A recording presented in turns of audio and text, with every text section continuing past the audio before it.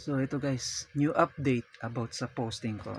Sorry for not update of my posting about sa anime series, pero skip muna tayo. Okay.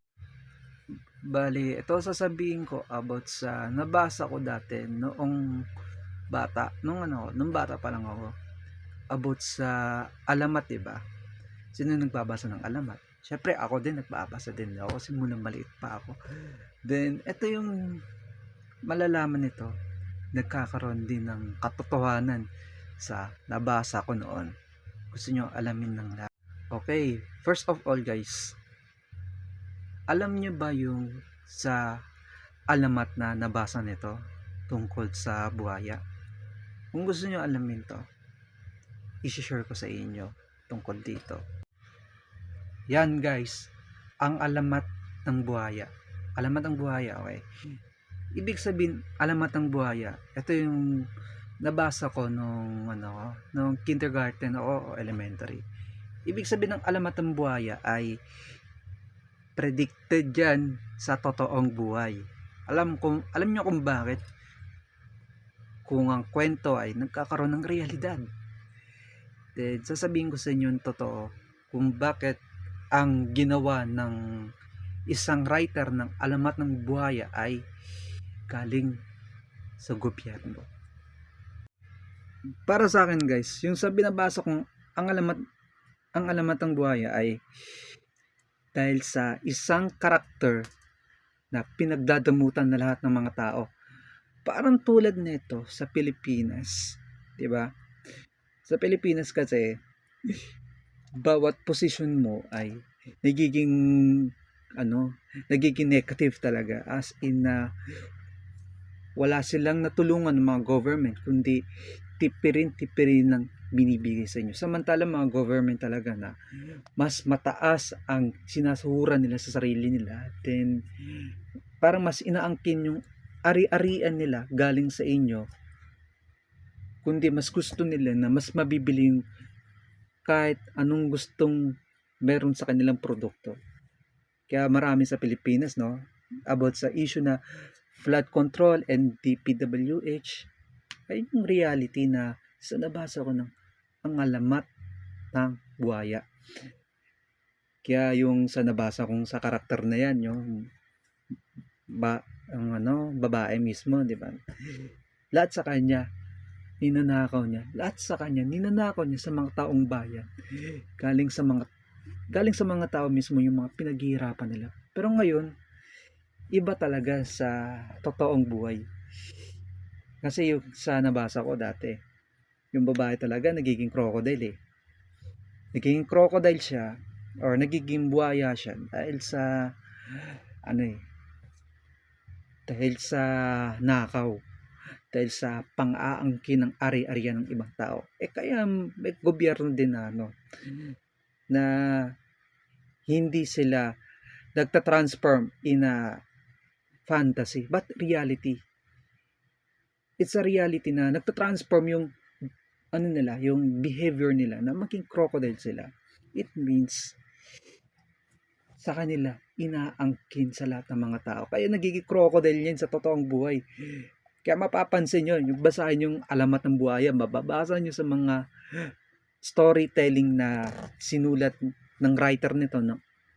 Ang alamat ng buhaya ay galing sa mga taong nawawalan ng pera, nawawalan pinag-arian, o kahit anumang meron sa kanila. Kaya ganun din sa gobyerno.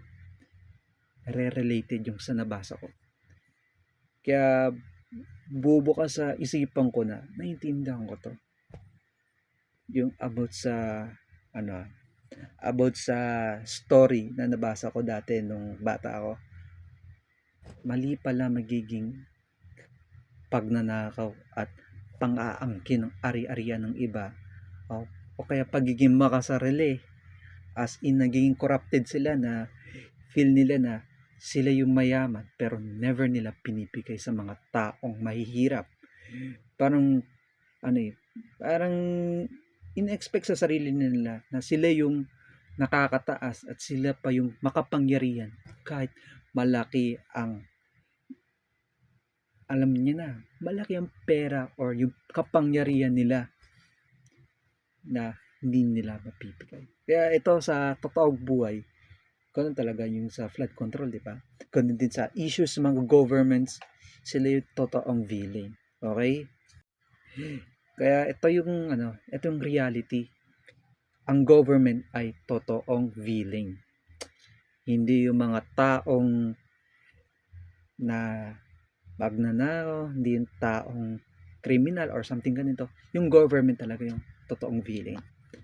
As in, totoo talaga na malalaman nyo sa realidad nito na bumubukas sa isipan natin na hanggang sa una lang sila magiging matamis sa salita nila, pero may tinatago sila ng kasinungalingan.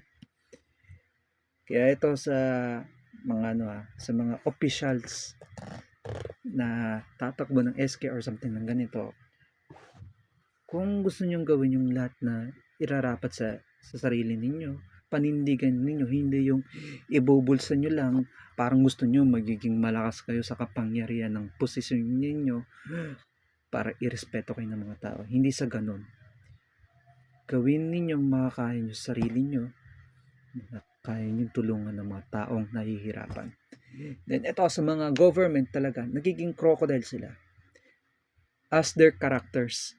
Yung sa nabasa nito sa Alamat ng Buhaya ay isang babae na inaangkin niya lahat ng mga ari-arian. Kinakain niya di ba? Nagtatransform siya bilang buhay tapos nagsisi sa huli. Pero yung mga government walang ganun eh. Sa realidad, no? Sa totoong buhay. Ano yun eh? Kinakain ng mga pera galing sa mga tao. Lahat ng mga pangangailangan kinakain nila. Ganon din sa nabasa ko sa kwento tungkol sa Alamat ng Buhaya. Pero yung Alamat ng Buhaya nagiging totoo na. Sa Pilipinas lang madaming buhaya. Kaya sa nagbabasa ng Alamat ng Buhaya, okay lang sa mga bata nagbabasa niyan. Kasi mas bubukas ang isipan nila na alam nila na mali ang pagiging corrupt or pagiging madamat or selfish. Mas okay lang magiging generous bawat iisa sa kanila. Okay naman, di ba? Di lang sa lahat na ganyang bagay na mali. Pero yung Alamat ng Buhaya talaga na nagre-reflect sa totoong buhay na malalaman nyo. Totoong nangyayari sa Pilipinas pagiging buhaya. Kaya ito sasabihin ko sa inyo guys, think wisely tayo. Huwag tayong ma-fail sa lahat ng mangyayari sa ating bansa. And salamat sa panonood ng aking video.